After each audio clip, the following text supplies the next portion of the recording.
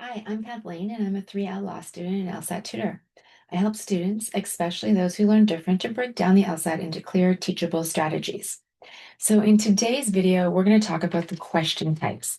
And this helps you to identify the question so you know what you're solving for. So it's kind of an important concept to nail. Now, remember, we're really going through these concepts on these YouTube videos, kind of in an aerial view. And in the LSAT courses that I teach, we'll break down and get to the bottom of exactly how to quickly identify those question types and practice them.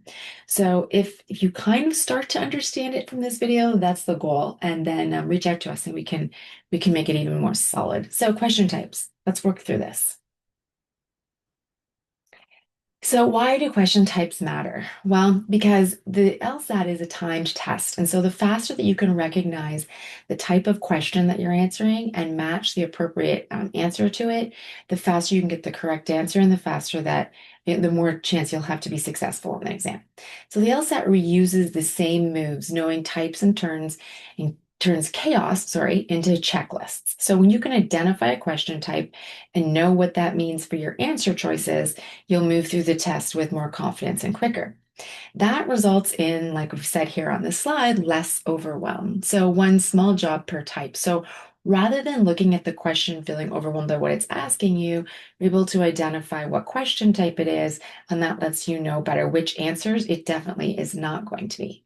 And that'll make more sense as we move through this. So by knowing the question types, we also look after having less overwhelm around the exam.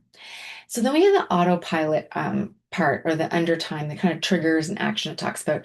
I refer this back to the concept of muscle memory. So this is where you've practiced identifying the questions to a point that you know, okay, if this is a flaw question, then I know that the matching answer has to resolve a flaw. So it's that type of knowledge.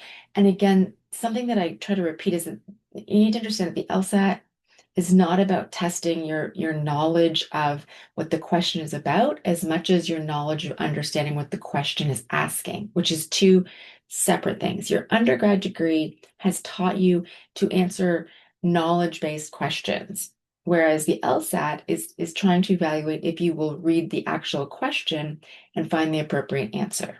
So study smarter. So drill like with like. So 10 flaw in a row beats 10 random logical reasoning questions. So what you're trying to do is be that you see it, you know what to pick out in the question, you know what type of question it is and how to answer it.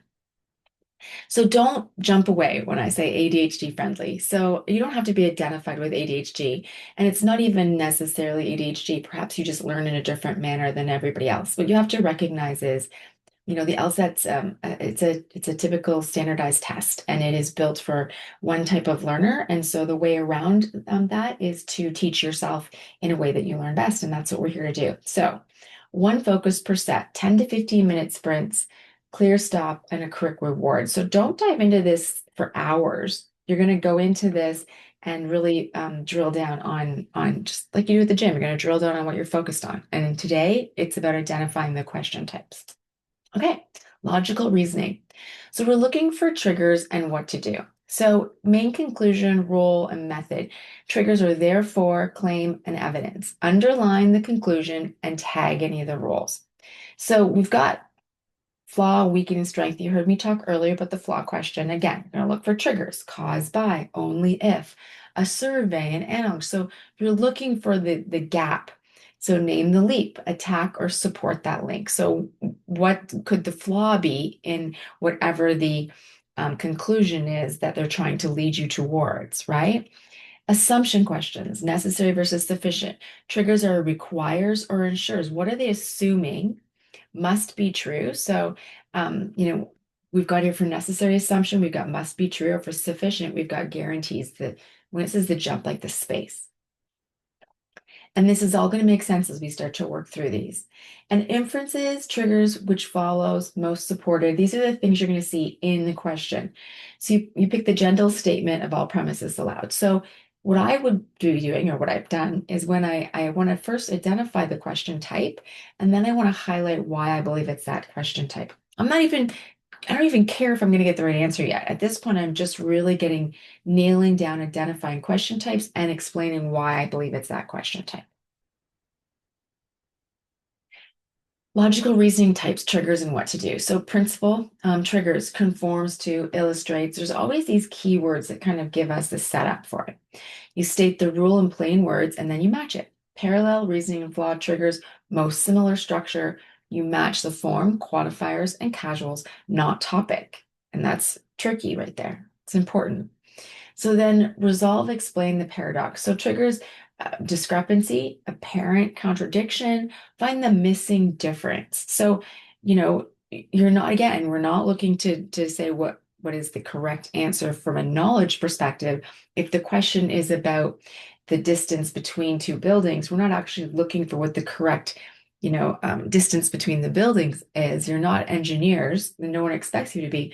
What we're looking for is the missing part of this question that could make it logically work, or what's missing from the question. So a micro rule here is if you can't state the job of the type in one line, pause and label before reading the answers.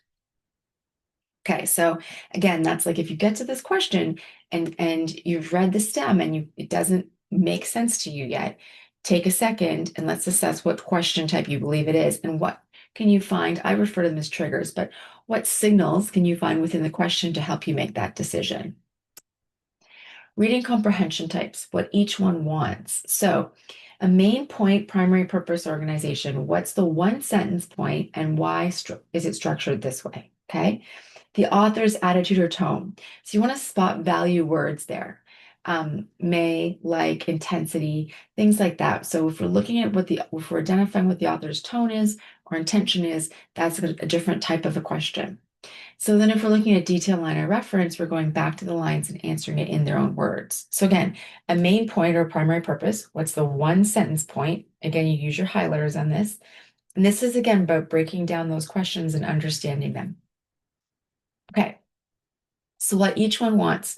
Reading comprehension types, inference function, given this paragraph, what must be true, or this line is here to do what? What's the purpose of it? New information applied and accept, match relationships and mark four that fit and pick the odd one. So remember that, like, sometimes I'm going to relate this back to your true false questions. Sometimes they'll try to trick you in different questions when they'll say which one is false. So now you're looking for the wrong answer. This is kind of the same idea, right? You're looking for except what. So then another little tip here, and when you see the ADHD, I want you to know those are just extra study tips, extra ways to study things. So the scope, the topic plus the narrow focus, a claim, and a subclaim, and then signals, but, however, and yet. One of the very first things that you learn is to identify those types of triggers inside questions. When you see but, however, yet, but remember, those have to connect back to your scope, your POV, your claim, right? And again, this is only going to make sense if you've reviewed this study notes and you're kind of understanding the types of questions we're looking at. Okay, how to learn the types. So again, I think this is about strong sprints rather than long, sitting for hours and studying, and that just isn't going to work. I think you're better to do consistently and building up the muscle memory when it comes to identifying question types.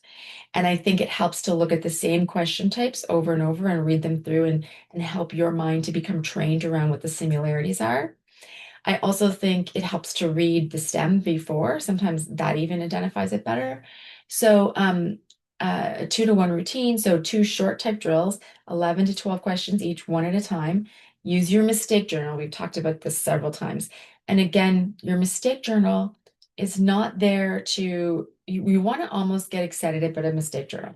And I know that is the opposite of the way we think. We think when we make a mistake, we want to move on quickly and pretend it never happened.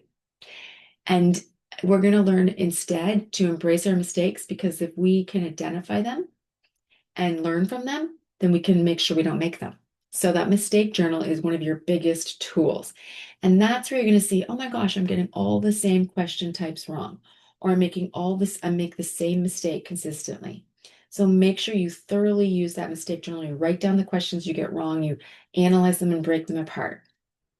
So if then fixed cards. So if I see only this, then I test necessary versus sufficient before reading choices. So that's what we're looking to develop. And then space review, so 48 hours. So again, you don't want to go at this where you burn yourself out. You want to be building off of it. Um, and so as an example at the bottom here, we're saying you're going to do flaw questions, reading main point questions, and then framing questions, right? Logic, um, remove that. We don't do logical games anymore. I'm not sure how that snuck onto my slide. Anyways, you eventually will repeat fewer mistakes once you're starting to recognize the mistakes you're making. And I'm willing to bet your mistakes will be a similar question type, so then you can dedicate extra time to that. Okay, so remember that this was kind of just a touch on some of the things you can do to advance your understanding of identifying question types, and it makes more sense along with our notes. So make sure to subscribe and sign up for our LSAT tutoring, and we can make sure everything we said here makes perfect sense to you, and we can even work through some questions together. Subscribe to the Learning with Link LSAT, and there'll be more videos like this. Identifying question types will save you time and build your confidence. I hope that helps. Have a great day.